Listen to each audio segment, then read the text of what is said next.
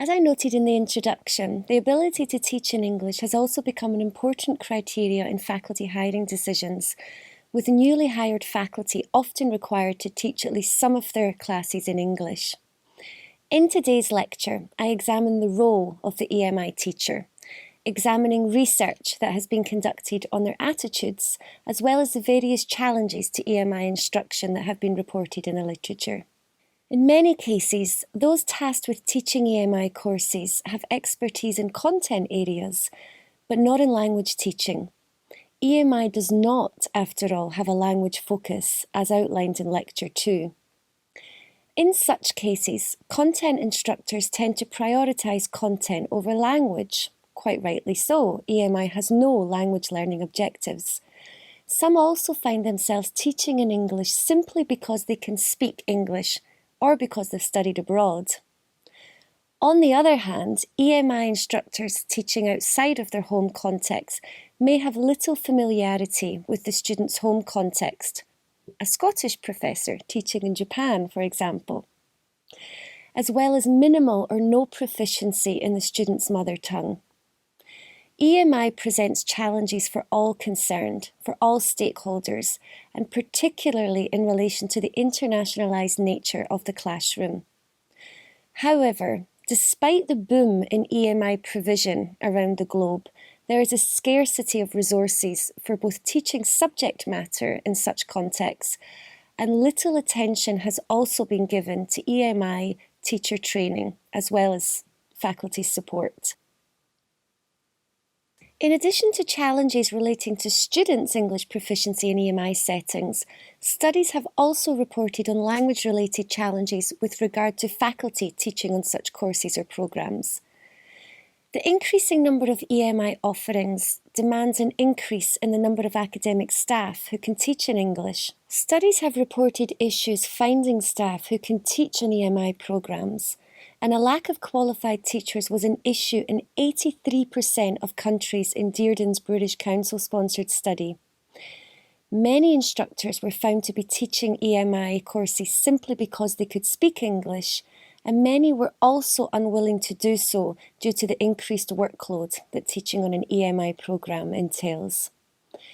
Due to such shortages, this has often resulted in universities either employing foreign or so-called English-speaking faculty, or providing support to local staff to enhance their language performance in the classroom. In places like Japan, local teaching staff who are willing and able to teach in English are in demand, although this clearly brings into question what we mean by being able to teach in English.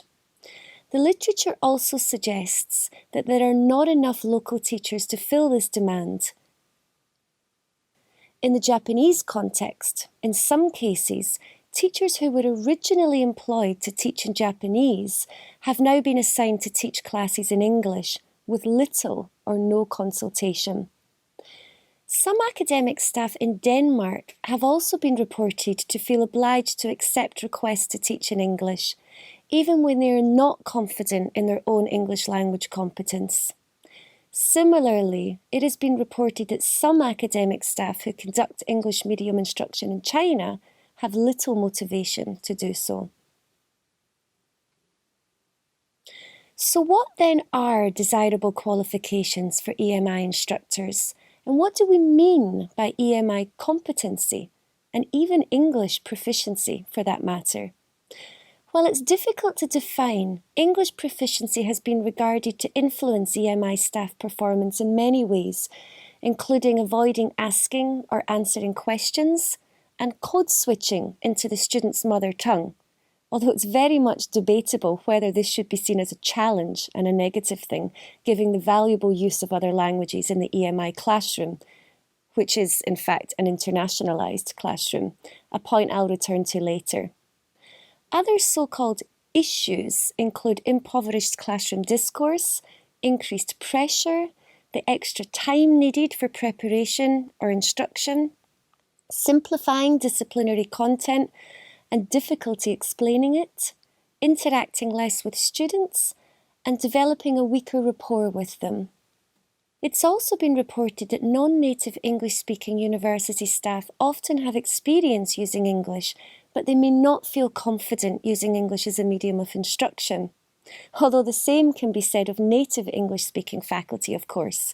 They may be more familiar using English, but they may not feel confident teaching in English outside of their home context, or even to international students for that matter. In the Chinese context, Jiang et al. Claim that insufficient English language proficiency is having significant effects on efforts to implement EMI. Hu also goes as far as to say that the actual number of EMI courses may be far lower than the number reported to be offered in China, as many instructors simply ignore policies regarding medium of instruction.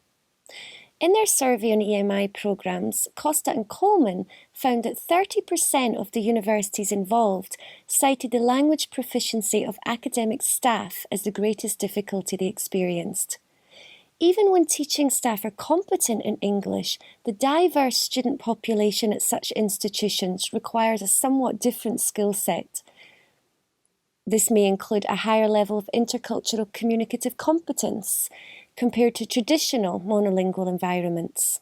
Similarly, Jiang et al. Note that content teaching staff in EMI programs require not only English language training, but also training in English language pedagogy, and others, such as Galloway et al. And Kello et al., suggest that intercultural communication training may be necessary for teachers in the EMI context.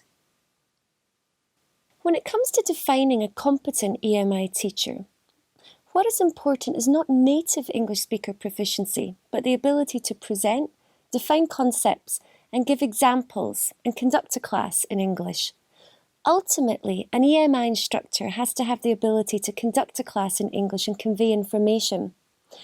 At present, there's no standard test or criterion for assessing English proficiency in an EMI environment, or a general competency for that matter, for those working in such environments. And we also have to question whether such a test is even desirable or necessary. Some universities do use the Common European Framework of Reference as a benchmark, with some suggesting that instructors should be at least a level above students.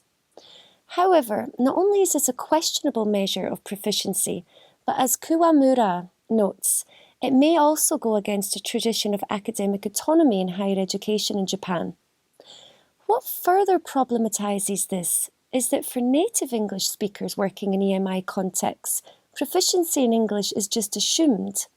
However, as noted, teaching in such settings requires much more than proficiency in the English language, and it should not be assumed that it's only a non-native English speaker of the language that requires training. Teaching in an EMI environment poses challenges for all, both native and non-native English speakers, particularly if they're unfamiliar with pedagogy for working in internationalised classrooms outside of their home context, often contexts where the institutional culture may be very different to what they're familiar with. In essence, competence in an EMI setting is more than just linguistic competence, but the ability to facilitate learning in an internationalised classroom. A classroom where the dominant use of English is likely to be English as a lingua franca.